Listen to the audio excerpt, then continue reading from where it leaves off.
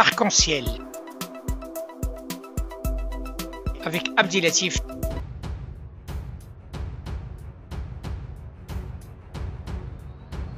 L'info libre et crédible.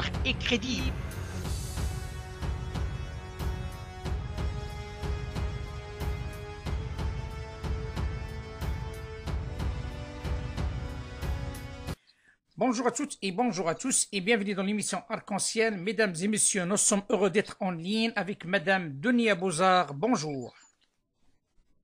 Bonjour. Bonjour et bienvenue dans l'émission Arc-en-ciel. J'espère que vous se portez bien ainsi que vos proches dans cette période de confinement. Il faut bien préciser à notre auditoire que Madame Dunia Bouzar, anthropologue des faits religieux, qui travaille dans ce domaine depuis 15 ans sur la compréhension de l'islam, et c'est la fondatrice du cabinet Bouzar Expertise, mais aussi elle est ancienne éducatrice à la protection judiciaire de la jeunesse. Dans un premier temps, en tant qu'observatrice du fait religieux, comment vous voyez dans un premier temps le comportement des responsables religieux vis-à-vis des messages qui devront passer ou qu'ils ont passé vis-à-vis de leurs fidèles? Écoutez, merci d'abord de me donner l'occasion de parler à tous les gens qui vous écoutent et qui écoutent l'Arc-en-ciel. Sur les responsables religieux, je crois qu'on peut voir que la plupart ont tout de suite pris des décisions responsables en demandant l'arrêt des prières collectives, en prenant sérieusement les consignes de distanciation, malgré le fait que le ramadan arrive chaque seconde un peu plus vite et que ça va pas être un moment facile à vivre, de vivre un ramadan isolé, individualisé à ce point-là.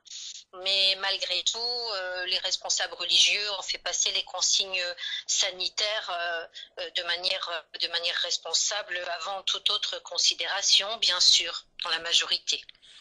Effectivement, parce que même dans cette émission, le lendemain donc, de cette décision de confinement, au sein de l'émission Arc-en-ciel, on a invité trois responsables religieux, M. Sarfati, certainement que vous connaissez, sur le côté juif, mais aussi M. Vincent Feroldi et Azdine Gassi, qui est aussi un recteur de la mosquée de Villeurbanne.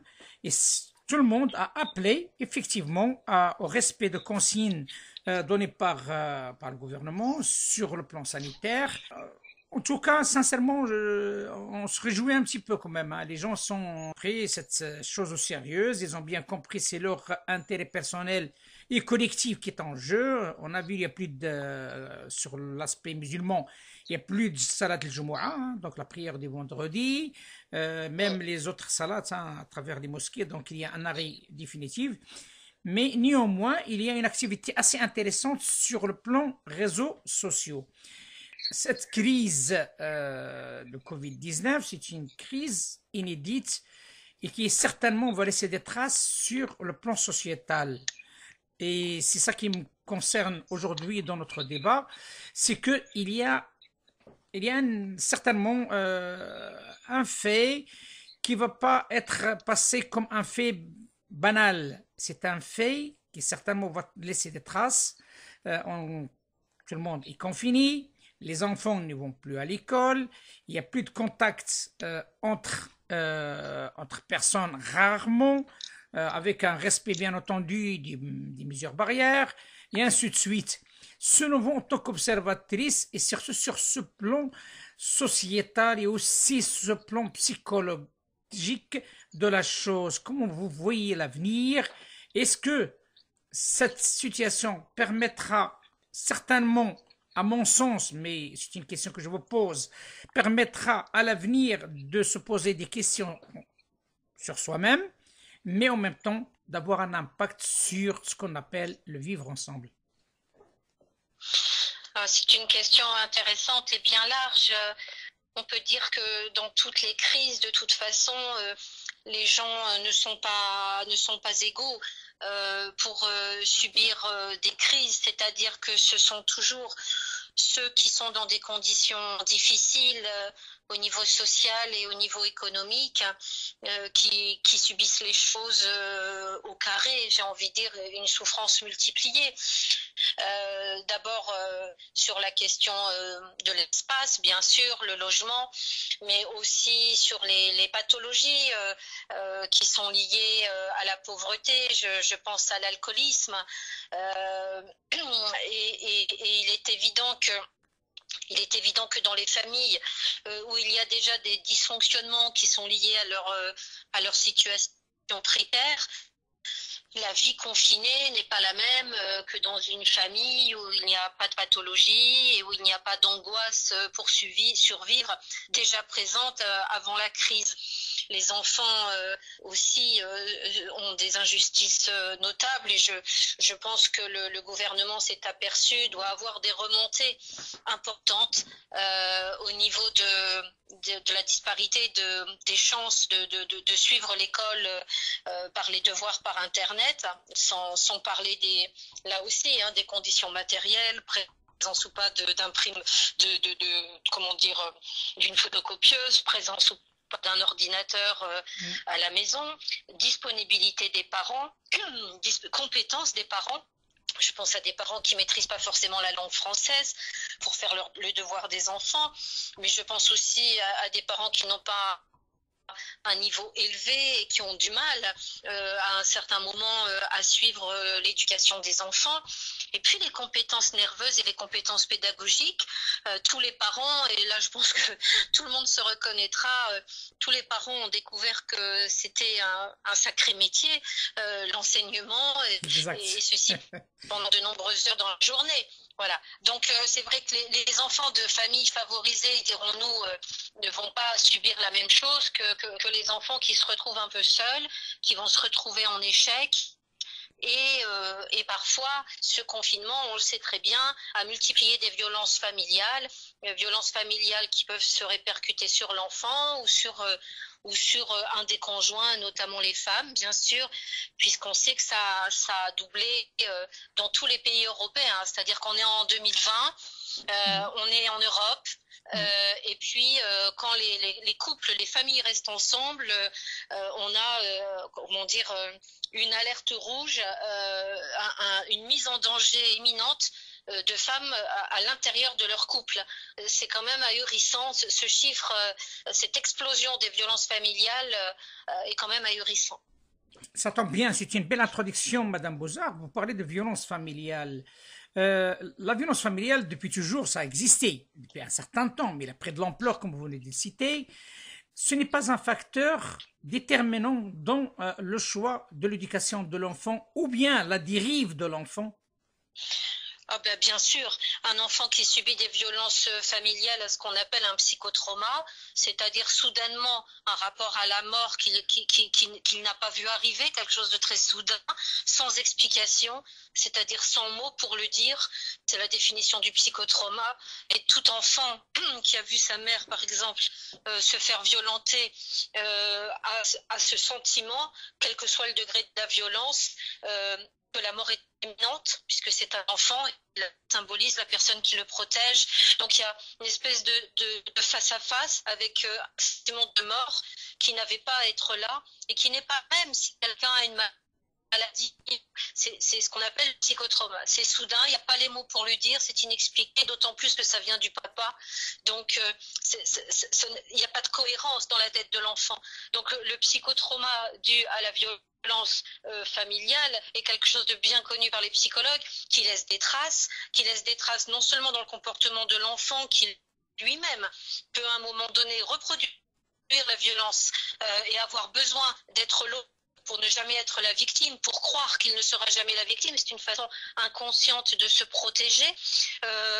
D'autre part, ça entrave ses capacités cognitives, puisque pour avoir des capacités cognitives justement pour arriver à apprendre, à bien apprendre à l'école et à bien raisonner, il faut être équilibré dans sa tête. Et bien entendu, là aussi, les enfants ne sont pas égaux. Les enfants sont happés par leurs angoisses, happés par le climat anxiogène dans lequel ils vivent. Et du coup, n'arrivent pas à se concentrer sur l'apprentissage. Ce sont des systèmes les psychologues, les confinements multiplient par 10 ce clivage entre les enfants heureux et les enfants qui sont dans des conditions plus difficiles. Justement, là, on a parlé d'un aspect qui est tout à fait un petit peu restreint, l'aspect familial, mais qui est aussi l'origine de dérives à l'extérieur. La question qui s'impose actuellement, suite à ce confinement imposé, qui commence à prendre du temps quand même, et qui risque de laisser des traces, la majorité des enfants, ce sont des enfants d'habitude, ont un espace d'apprentissage, d'éducation, notamment au collège, notamment au lycée, à l'école, malgré les aléas de la rue, malgré les aléas parfois familiales, l'enfant, il a un recours, mais il n'y a plus de recours maintenant. Comment vous voyez l'avenir de cette jeunesse après le coronavirus, après cette période de confinement, étant donné que vous étiez une femme éducatrice à la protection judiciaire de la jeunesse? Effectivement, la coupure avec le collège est très très grave pour les adolescents et les préadolescents, même si on n'avait pas le choix. Il ne s'agit pas de remettre en question le confinement, mais ça va avoir des conséquences évidentes parce que non seulement le collège est un endroit où on croise les adultes, où il y a une régulation, où il y a un apprentissage, où il y a un cadre cognitif, justement, où on est responsable de soi, où on doit apprendre, on doit organiser ses énergies, on doit respecter des règles.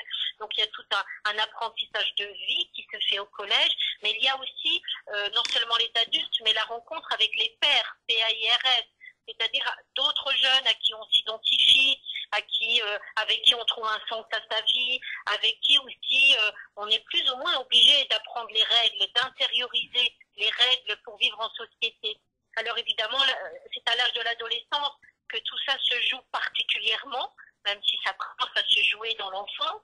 À l'adolescence, c'est un point de mire, un point important. Et évidemment, 2 mois de rupture avec les collèges vont laisser des traces, encore une fois de plus pour les plus fragiles, c'est-à-dire les enfants qui n'ont pas pu, dans la famille, intégrer ces règles, qui n'ont pas de lieu de socialisation, de loisirs, parce qu'ils ont moins de moyens, et qui n'ont finalement que l'espace de l'école comme espace de socialisation. Donc ceux qui ont été en rupture et qui étaient dans des conditions plus défavorables que les autres vont subir 2 fois la conséquence de cette rupture. Et puis il y a un autre danger, c'est évidemment que le climat d'angoisse, même si les jeunes ne semblent pas autant touchés que les adultes, les jeunes encaissent quand même ce climat d'angoisse, le nombre de morts, les inquiétudes qu'on a sur le virus, les informations contradictoires qu'on a tous les jours. Et du fait de l'absence de l'école, surtout encore plus sur les réseaux sociaux. Et comme vous le savez, sur les réseaux sociaux, dans des climats d'angoisse, dans des climats de crise, circulent des quantités de théories conspirationnistes, complotistes, qui mélangent le vrai et le faux, qui agitent l'angoisse, qui rajoutent des couches d'angoisse à l'angoisse déjà réelle, parce que ça leur fait de l'audience, parce que ça leur donne de l'importance.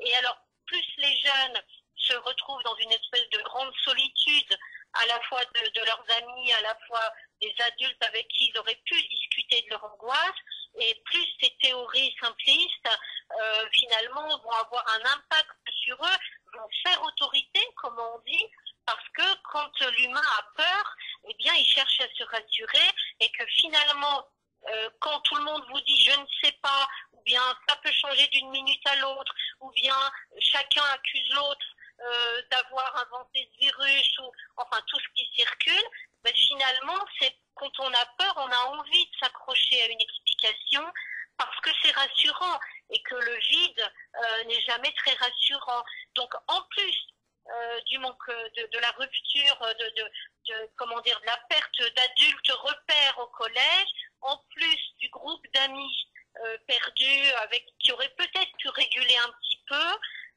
eh bien, j'ai peur aussi qu'on ait une espèce de surinvestissement des réseaux sociaux et pas dans le bon sens du terme, pas pour se réguler et combler l'angoisse, mais pour se raccrocher à des théories conspirationnistes, simplistes, qui vont en plus accentuer encore la perte de légitimité des politiques, puisque du coup, on a aussi ce problème-là avec la jeunesse, c'est que d'année en année, les jeunes perdent confiance dans les interlocuteurs politiques. Il y a 20 ans, les jeunes s'organisaient encore pour faire des revendications, ils pouvaient porter une revendication à un responsable et ils avaient encore l'espoir que leur demande pouvait aboutir si ils faisaient une revendication, alors que d'année en année, les jeunes ne font plus de revendications parce qu'ils ne croient plus dans la bonne intention des politiques. Il y a une perte de crédibilité énorme qui a été étudiée par quantité de sociologues. Et du coup, cette crise rajoute une couche fois 3, puisque perte de travail, de réflexion cadrée intellectuellement, scientifiquement au collège, perte des copains où il y en a toujours un ou deux qui régulent. Il y a quand même le nombre dans un groupe d'amis fait que ça se régule, le groupe régule l'angoisse de celui qui est trop angoissé, et puis l'accès aux réseaux sociaux qui joue sur ces peurs et qui en rajoute dans un contexte où déjà on a très peu de réponses et on a tous beaucoup de questions. Justement. Donc, voilà, je crains un peu ça, peut-être que je reste aussi dans ma peur je sais comment la théorie du complot a été manipulée par les discours extrémistes, que ce soit les groupes suprémacistes blancs ou les groupes qui se nommaient Daesh, et comment ils ont fait peur aux jeunes pour que les jeunes n'aient plus confiance dans les adultes. Alors forcément, dans une période où nous-mêmes, les adultes, les fameux adultes, on n'a pas de réponse à nos questions, je me dis, les discours extrémistes vont aussi en profiter pour faire semblant de rassurer les jeunes, leur proposer des solutions rassurantes qui sont fausses. Et comme personne n'est capable de les rassurer, il peut y avoir aussi cette montée presque de fuite du monde réel par des théories simplistes, vous voyez. Bon, tout ça s'entremêle, Justement, Madame Bozat, parce que là, il y a une thématique que nous avons travaillé, plusieurs personnes sur ça, et notamment vous avez fait beaucoup de choses sur cette thématique, la thématique de la radicalisation. Est-ce que le confinement et tout ce que vous venez de citer en termes de contradiction, de discours, de manque de réponse, favorise-t-il un nouveau fléau de radicalisation d'un autre niveau, peut-être plus puissant, plus dur, parce qu'il n'y a plus de repères à ce jour? Il y a une chose est certaine, c'est que si vous reprenez l'histoire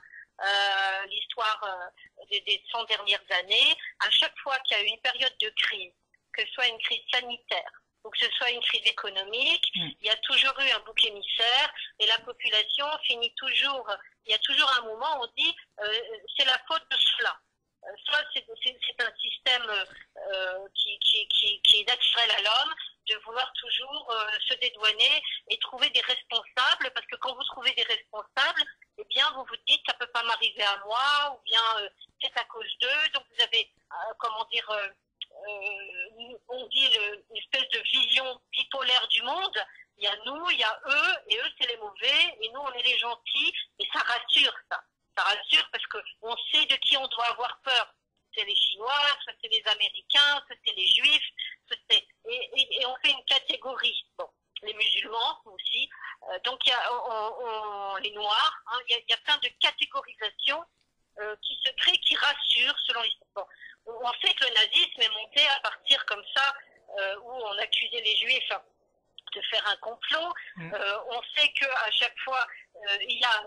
et on sait que le discours extrémiste, si vous voulez, se construit comme ça. C'est-à-dire que le discours de Daesh, en France, c'était construit là-dessus. C'est-à-dire que pour que les jeunes n'aient plus confiance en aucun adulte, même pas leurs parents, même pas leurs anciens amis, surtout pas leurs profs, surtout pas leurs éducateurs, ils leur disaient clairement que tous ces gens-là qui ne faisaient pas partie de Daesh, c'était des gens qui étaient dans des théories complotistes contre l'islam, parce que ils avaient trouvé que l'islam avait la solution pour tout, et que donc personne ne s'en apercevait, mais ils voulaient anéantir tous les musulmans et l'islam, et que finalement, si je le dis d'une manière simpliste, Daesh se constituait comme des résistants pour empêcher d'anéantir l'islam et les musulmans. Au fond, ils étaient en légitime défense, et c'est ce sentiment de légitime défense qui pousse les terroristes à détruire les autres. C'est que leur agressivité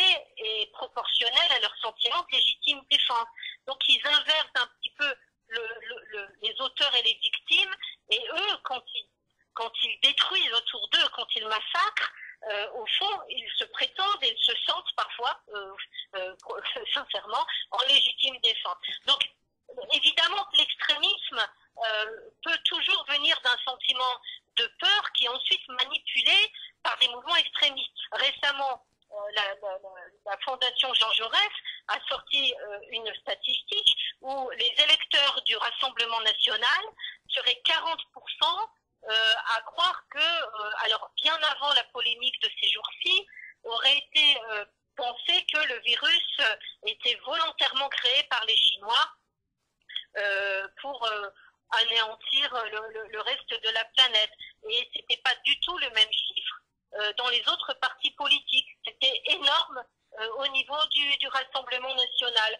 Donc ça montre bien quand même, plus le discours a envie de plaire, plus le discours a envie de rassurer, moins il va être scientifique, plus il va être idéologique.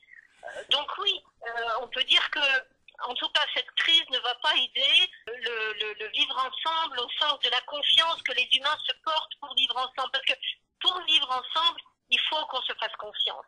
Il faut qu'on se dise, l'autre là, mon voisin, mon copain, il est comme moi, il est fait comme moi, il ressent les choses comme moi et il va vivre les choses comme moi. Parce que sinon, on ne peut pas faire société. Il faut qu'on se sente similaires les uns les autres. Il faut qu'on sente qu'on est tous des humains, si vous préférez. Qu'on ait l'impression que l'autre va agir comme nous. Voilà. Et le théorie complotiste va casser ça. Théorie complotiste remplace la confiance par la suspicion. Et on va penser que les jeunes vont penser que tout le monde est endormi, que personne ne voit la vérité, que bien sûr que ce laboratoire il a été inventé par je ne sais qui pour massacrer je ne sais qui, ce virus.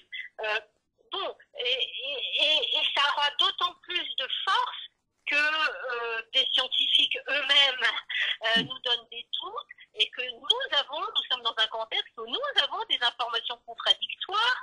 On nous dit qu'on va désinfecter les écoles pour remettre les enfants dans les écoles alors que les écoles n'ont pas été fréquentées depuis des mois. Pourquoi désinfecter les écoles? Est-ce à dire que le virus vit dans les meubles finalement? Y aurait-il des choses qu'on nous aurait oublié de nous informer? Des informations changeantes? Bon. Et puis, les discours politiques qui sont parfois contradictoires. Donc, on a quand même tous les ingrédients. La crise économique, les informations contradictoires qui évoluent, qui se contredisent, des décisions qui ne semblent pas cohérentes. Personnellement, la décision de l'annonce de désinfecter les écoles m'a énormément troublée. Je n'ai pas me cas énormément troublée. Pourquoi désinfecter des écoles qui ne sont pas fréquentées depuis 3 mois? Je ne comprends pas. Vous voyez? Donc, les jeunes multiplient ça par 100 et forcément, on n'a pas grand-chose, reconnaissons-le, pour les rassurer. Fort heureusement, Madame Dunia Bozard, il n'y a pas que le politique qui est ici en France le seul acteur. Et fort heureusement. Le politique, certes, c'est un élément de taille, c'est un poids politique, médias, économique, tout ce qu'on veut. Mais la France, et je parle de le cas de la France aussi est riche par ses compétences, par ses intellectuels, par des gens qui alertent, font le contrepoids. Et comme vous le savez, dans le vide, il y a le diable.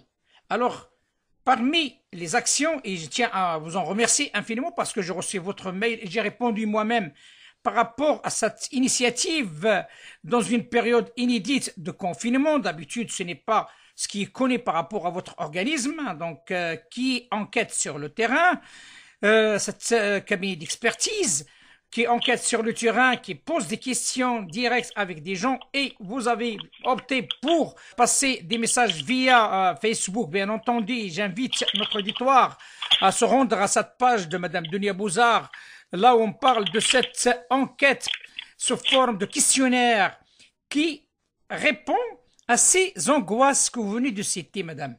Ces angoisses qui s'ils n'auront pas de réponse, certainement auront un impact énorme sur la société. Alors, en attendant que les politiques, en attendant que les scientifiques nous donnent leur vision de la chose, comme on a fait aussi avec les religieux, on a fait appel à des religieux pour donner leur avis par rapport à ce qui est en train de se passer, leur consigne vis-à-vis de leurs fidèles, mais aussi des gens qui ne sont pas religieux. Maintenant, pourquoi pas de donner la parole à des experts comme vous pour éviter, et cette enquête que vous avez menée, qui est très intéressante, qui est composée, si je ne me trompe pas, d'une vingtaine de questions. Oui, c'est ça. C'est que nous, notre spécialité, moi je suis une ancienne éducatrice de terrain, donc j'ai repris mes études sur le tard. Je suis pas un docteur qui est sorti de l'université. J'ai fait 20 ans de jeunes en difficulté, comme vous l'avez dit, avant de reprendre mes études et avant d'ouvrir mon cabinet. Alors c'est vrai que nous, le cabinet Bouzard Expertise, il a comme spécialité de toujours faire de la pratique théorie, c'est-à-dire d'aller sur le terrain, de vérifier le diagnostic en quelque sorte, et ensuite d'essayer de proposer un changement pour un meilleur vivre ensemble, puisqu'on est spécialisé dans le vivre ensemble, dans les discriminations, dans les stigmatisations, et bien sûr sur le fait religieux et les discours extrémistes. Et donc là, nous ne pouvons pas aller faire des enquêtes sur le terrain. Donc on a fait help par Facebook et par LinkedIn pour que les gens répondent, pour vérifier mon sentiment, notre sentiment. Parce que c'est pas parce que moi j'ai l'impression, mon analyse est celle que je vous ai confiée, que je suis forcément dans une vision objective. Donc je dois le vérifier. Donc j'ai posé ce questionnaire pour que tout le monde me dise si oui ou non ils avaient le sentiment que est-ce que finalement l'après Covid-19 ce sera plus de solidarité, plus de fraternité, qu'ils voyaient se développer des entraides positives, parce qu'il y en a aussi, ou est-ce qu'ils sentaient que pour se rassurer, les gens se précipitaient sur des théories simplistes, voire complotistes, que pour se rassurer, les gens accusaient les autres, soit les musulmans, soit les juifs, soit les jeunes, soit tel quartier, et comment les gens vivaient les choses, et comme ça nous permet, on espère atteindre 1000 réponses, on en a déjà atteint un peu plus de 400, je crois qu'on est à 500.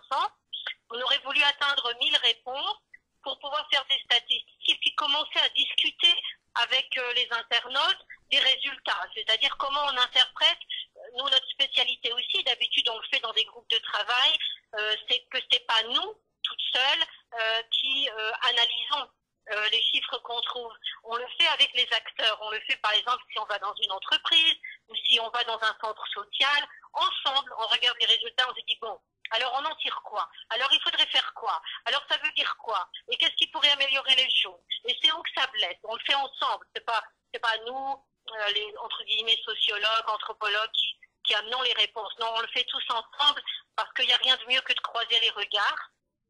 Et là, on peut pas. Donc, on s'est dit, bon, on va le faire par Internet, puisqu'on a du temps. Et du coup, on a lancé ça. Donc, c'est vrai qu'on fait appel à vos auditeurs pour aller sur ma page Facebook, effectivement, remplir ce questionnaire.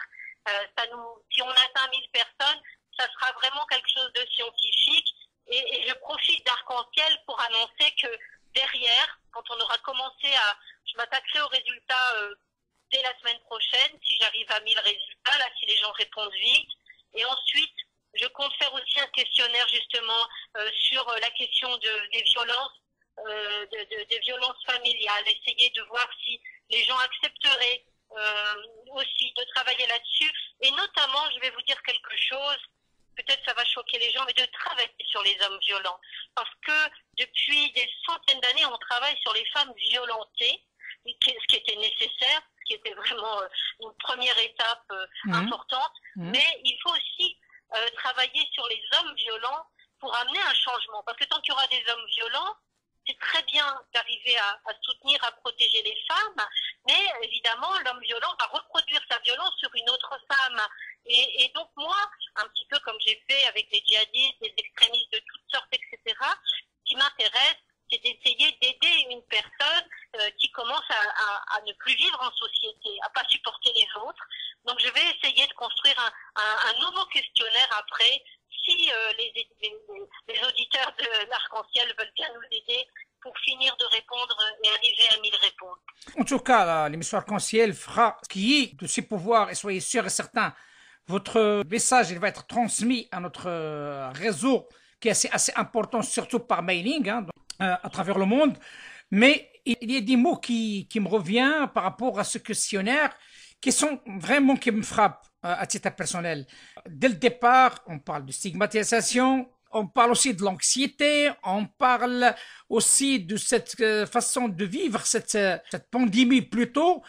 Selon vous, madame, est-ce que, et c'était un petit peu une question que je vous ai posée un certain temps sur les enfants des djihadistes, est-ce que nos services, je parle sociaux, seront à la hauteur, seront prêts à être bien formés pour faire face à ce nouveau monde qui est arrivé, ce nouveau ordre mondial qui va arriver, ces nouveaux problèmes qui vont pas tarder d'arriver, et de faire face et en même temps, pourquoi pas, de consulter, d'échanger avec des spécialistes comme vous et d'autres pour trouver un terrain d'entente, pour préparer une pédagogie qui certainement, ça va être différente à celle que nous avons vécue jusqu'à ce jour. Vous savez, Abdelatif, il s'agit quand même toujours de décisions politiques. En France, on a des travailleurs sociaux qui sont engagés, qui sont compétents. Quand vous faites le choix de devenir travailleur social, c'est toujours parce que quelque part vous êtes sensible aux liens humains, à la cause humaine, que vous voulez aider les autres.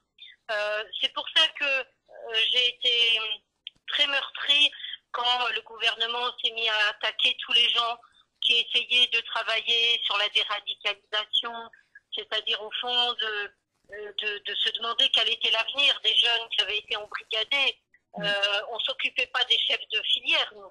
Hein, on s'occupait pas des leaders. On s'occupait pas des chefs de Al-Qaïda et de Daesh. On s'occupait des jeunes à qui on avait raconté des sornettes qui avaient entre 12 et 20 ans.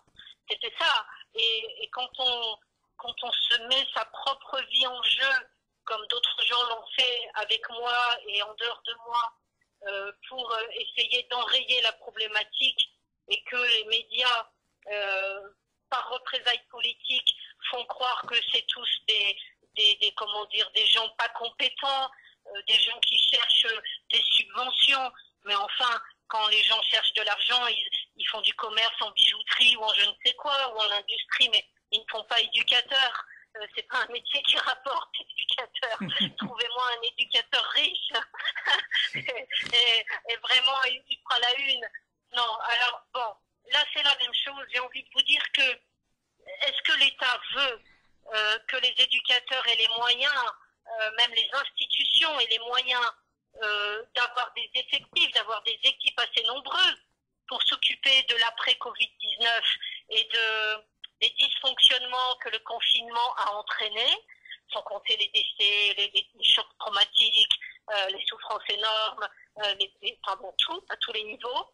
Est-ce que le gouvernement met les moyens ou est-ce que c'est comme les hôpitaux? Est-ce que pendant 20 ans, les éducateurs vont être les derniers roues de la charrette alors que c'est eux qui font marcher le monde? Parce que vous savez, l'éducateur, il est le premier sur le front quand quelque chose va pas mal dans la société.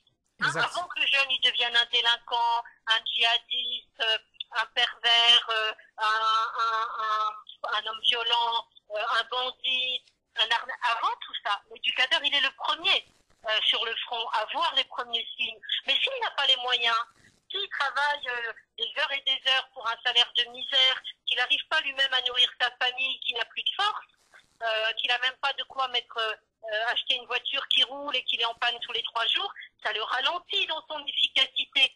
Donc c'est aussi une décision politique. Est-ce que on sera capable de prendre en charge l'après-Covid-19 sur la question du lien social et de la prise en charge des jeunes angoissés ou des moins jeunes angoissés, et même des personnes âgées? Ce sera une décision politique. Là, on a vu que le Covid-19 va enfin entraîner la prise en charge des soignants. J'allais vous dire, alhamdoulilah, mieux vaut tard que jamais. Mais alors, les éducateurs, je pense que c'est pas encore pour demain, que voulez-vous que je vous dise? Bah écoutez, croisons les doigts. Donc tout est possible. Vous savez, madame, vous l'avez dit au départ, hein, donc les décisions politiques, c'est au jour le jour. Donc peut-être il y a une prise de conscience. Espérons que on est presque je crois, on est à mi-mandat, que le deuxième mandat de Monsieur le Président de la République sera penché sur l'aspect social d'une manière assez importante et surtout notamment éducatrice, hein, notamment par rapport à vous dans votre domaine, par rapport au collège, parce que il est temps de donner à l'école et au collège et au lycée les moyens pour préparer les adultes de demain. Je suis un délégué de parents d'élèves et je sais de quoi je parle. Il y a des réels soucis. Il y a des réels soucis. Soit par rapport à des surveillants à l'intérieur d'un collège, soit par l'intermédiaire à des psychologues. À titre d'exemple, on trouve un psychologue sur 4 ou 5 établissements, voire plus. Quel travail peut faire ce monsieur ou cette dame? C'est pas possible. Ce n'est pas possible. Ce n'est pas possible. Donc, il est temps, je pense, il est temps qu'il y a cette valeur spécifique pour la France, qui a fait de la France ce qu'il est. C'est son humain. C'est ces gens, c'est ces Français. C'est leur système sur lesquels ils ont grandi pendant plusieurs années. C'est l'humain au centre de tout. Ce n'est pas l'économie, ce n'est pas autre chose, mais c'est l'humain. Il faut sauver l'humain français parce que nous sommes dans une charnière qui risque de laisser des traces et qui risque de partir entre nos doigts et qui risque de poser un réel problème dans l'avenir. Madame Dounia Bouzar, merci infiniment de cet éclairage. Il faut bien préciser à notre auditoire que Madame Dounia Bouzar est anthropologue de fait religieux qui travaille depuis 15 ans sur la compréhension de l'islam. Elle gère et en même temps c'est la fondatrice du cabinet Bouzar Expertise. Surtout c'est elle qui mène cette enquête et notamment pendant cette période de coronavirus parce que l'après-coronavirus c'est maintenant que ça se prépare. Il y a un risque d'un fossé social. J'appelle notre auditoire, j'appelle à toute personne qui va écouter cette émission de répondre à ces questions afin d'y aller encore davantage pourquoi pas, de proposer des solutions à qui de droit éventuellement pour traverser ce désert de coronavirus avec tous les moyens de défense. Je ne cache pas la vérité, ça commence à peser très très lourd sur les familles, sur les enfants, sur les personnes âgées.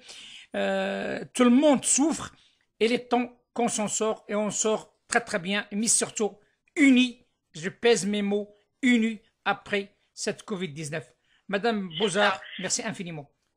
Merci à vous et je pense que la société civile est capable de préserver ce lien social si elle se met en relation. Donc merci beaucoup de remplir ce questionnaire et ensuite de discuter des résultats avec nous. À très bientôt, Madame Bouzar. Merci beaucoup à vous. Au revoir. Au revoir.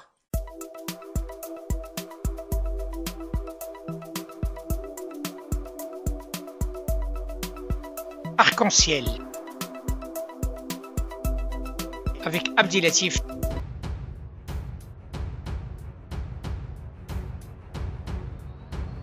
L'info libre et crédible.